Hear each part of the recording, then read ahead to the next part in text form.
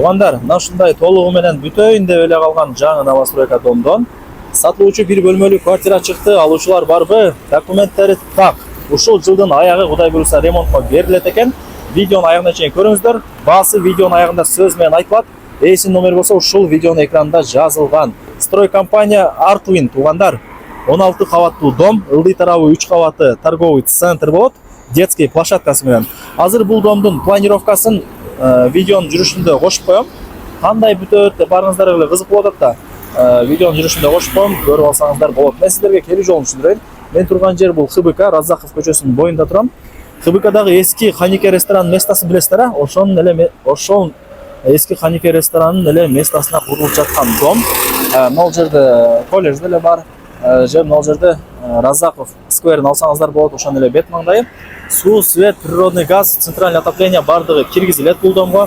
Анан ээси бүт бардык суммасын строй компанияга төлөп акчасын кутулуп койгон экен.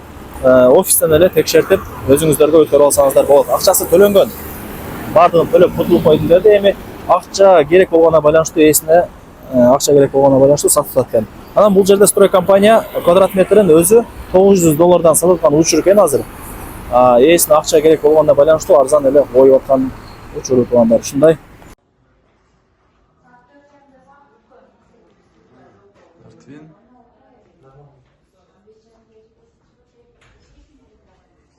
Razakov көчөсү.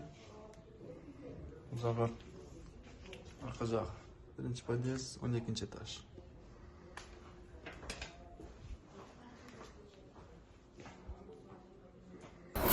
Так, сатылуучу квартирабыз 16 кабаттуу домдун 12-чи кабатында, жалпы аянты 42 квадрат метр.